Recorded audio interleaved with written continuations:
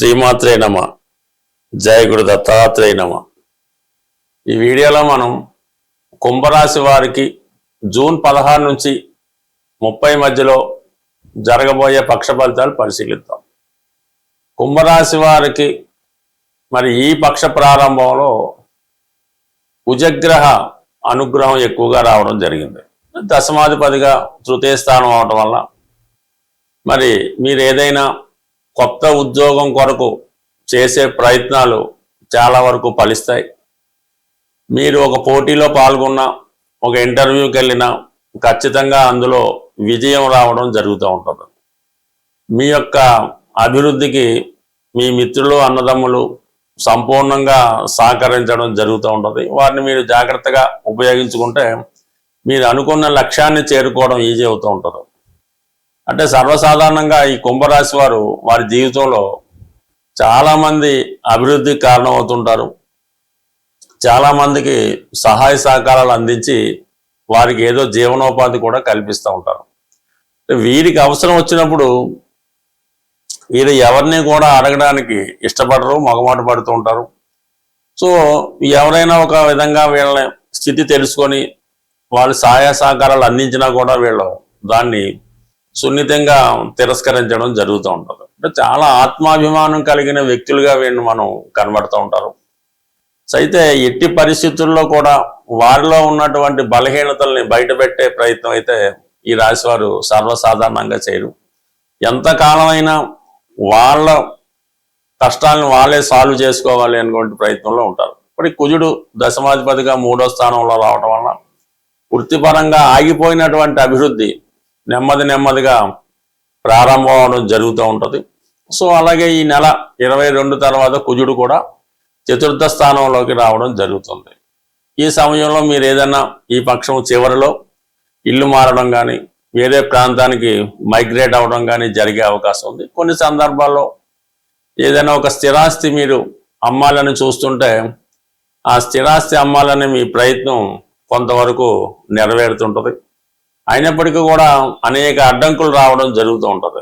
ఏదన్నా మనం ఈ సమయంలో మీరు ఏదైనా ఒక ప్రాపర్టీ విక్రయించాలన్నా లేదు కొనాలన్నా కూడా అది తొందరగా జరిగే అవకాశం ఉండదు.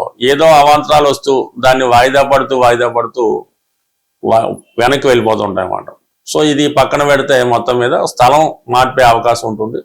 ఇక బుధుడు 5వ స్థానంలో రవితో కలిసి ఉన్నాడు, బుధాదిత్య యోగంతో. అంటే ఇది కొంతవరకు 5, 7 కలిసినప్పుడు ఏదైనా పెళ్లి ప్రస్తావన రావడం కానీ, లవ్ మ్యారేజ్ సంబంధించింది కానీ, అంటే వాళ్ళు మనసులో ఏదో ఉంటుంది కానీ అది బయటికి చెప్పలేకపోతుంటారు. కానీ వీళ్ళు మదన పడుతూ ఉంటారు, అందరినీ అడుగుతూ ఉంటారు, నాకు లవ్ మ్యారేజ్ అవుతుందా, పెద్దలు కూర్చొని పెళ్లి అవుతుంది అంటారు. అసలు ఆ విషయం అవతల వాళ్ళకి చెప్పుదే కదా ఆ లవ్ మ్యారేజ్ అరేంజ్ మ్యారేజ్ తెలిసేది. వీళ్ళు మనసులోనే దాచుకుంటారు, అవతల వాళ్ళని ఇష్టపడుతుంటారు, వాళ్ళకి ఏదో విధంగా సహకరిస్తుంటారు, హెల్ప్ చేస్తుంటారు. కానీ మనసులో మాట చెప్పలేకపోతుంటారు. అవతల వాళ్ళు కూడా సరే మనం అంటే ఇంట్రెస్ట్ లేదేమని వారు వీళ్ళే పెళ్లి చేసుకున్న తర్వాత అసలు విషయం చెప్పడం జరుగుతూ ఉంటుంది. ఈ కారణం వల్ల వీళ్ళు విలువైన సమయాన్ని కోల్పోతుంటారు. ప్రేమికులను, ఇష్టమైన వారిని కూడా దూరం చేసుకోవడం జరుగుతూ ఉంటుంది. అటువంటి మీరు ఈ సమయంలో ఇంకా ఎవరినైనా ఇష్టపడుతుంటే వారు మీకు అనుకూలంగా ఉంటే అది కొంతవరకు వివాహానికి వెళ్ళే విధంగా కొంతవరకు మీరు ప్రయత్నం చేయవచ్చు. ఏదైనా మీ యొక్క ప్రేమ వివాహం సక్సెస్ అయ్యే సూచనలు కొంతవరకు ఉంటుంటాయి. అయితే కొంత వ్యతిరేకత, కొన్ని ఇబ్బందులు జరుగుతూ ఉంటాయి. అవతల పార్టీ వాళ్ళు ఎట్టి పరిస్థితిలో కూడా ఈ వివాహానికి అంగీకరించరు.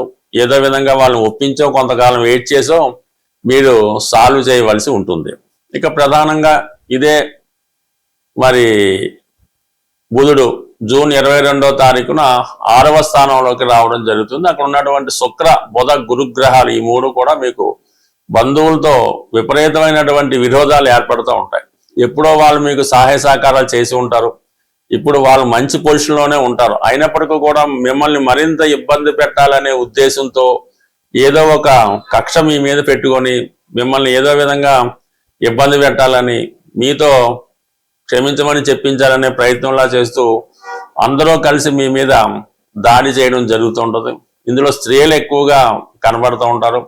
బట్ ఏదైనా ఈ విషయంలో మీరు బంధువులతో ఎక్కువగా గొడవలు పెట్టుకోకుండా, పోటీ పడకుండా వారికి అనుకూలంగా ఉంటేనే మంచిది.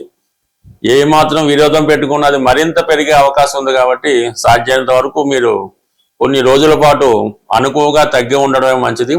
అటు కుటుంబ పరిస్థితులు అనుకూలంగా లేకపోవడం, అటు బంధువర్గం వ్యతిరేకంగా ఉండడం, ఇన్ని కారణాలు ఉండడం వల్ల మీరు చేసే ఒంటరి పోరాటంలో ఎప్పుడు కూడా విజయం అన్నది రావడం కష్టమవుతుంటుంది.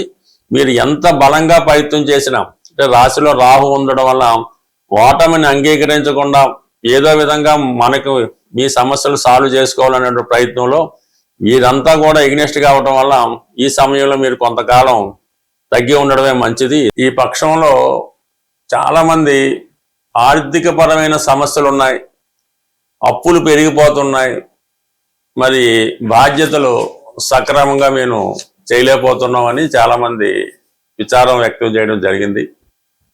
ఏదైనా ఆర్థిక పరమైన సమస్యలు ప్రతి ఒక్కరి జీవితంలో ఏదో సమయంలో రావడం జరుగుతూ ఉంటుంది.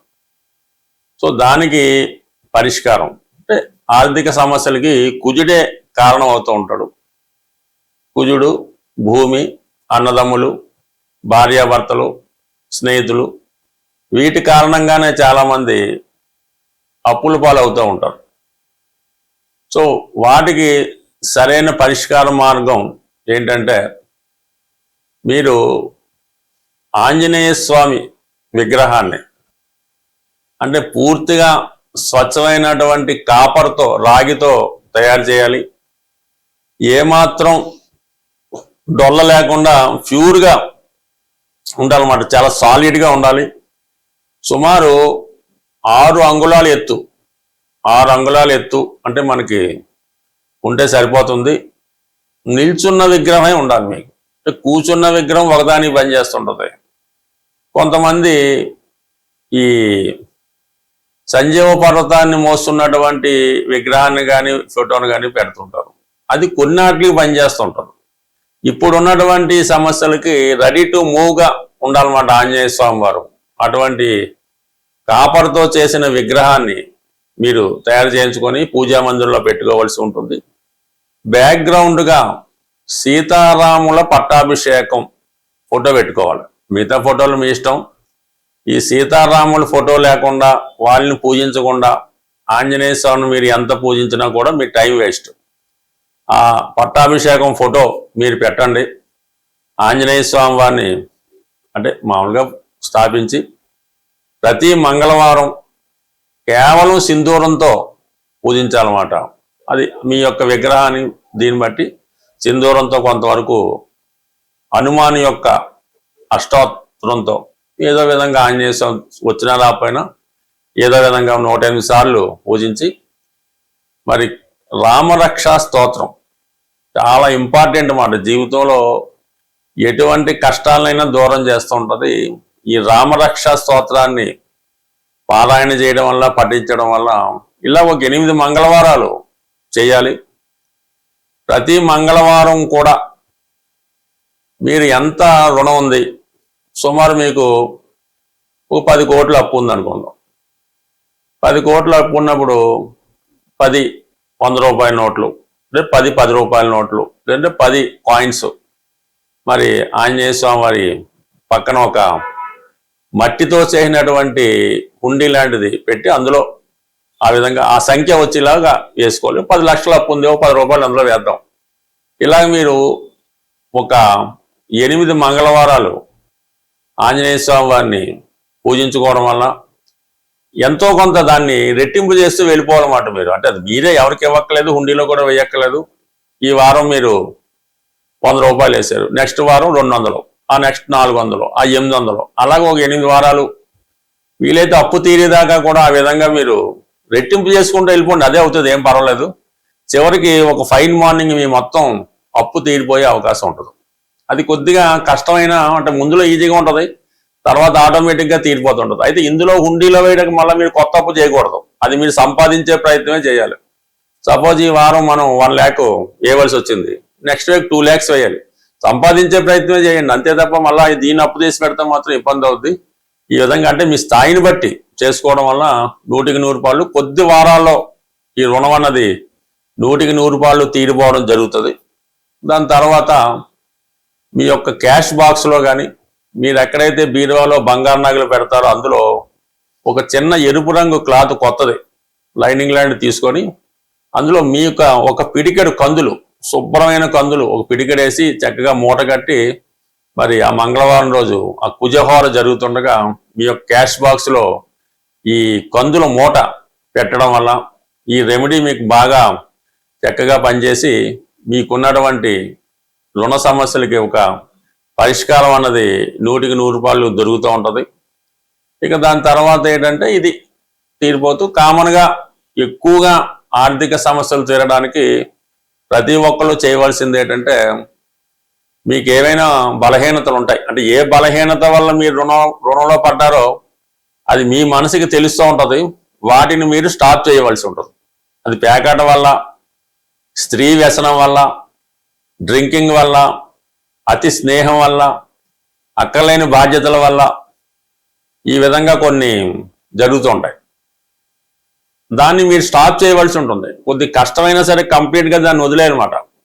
అప్పుడు మాత్రమే మీరు ఆ రుణం నుంచి బయటపడతారు తప్ప మీకు ఉన్నటువంటి బలహీనత కంటిన్యూ చేసుకున్నంతకాలం మీరు ఆ రుణం నుంచి ఆ అప్పు నుంచి 100% బయటపడలేరు.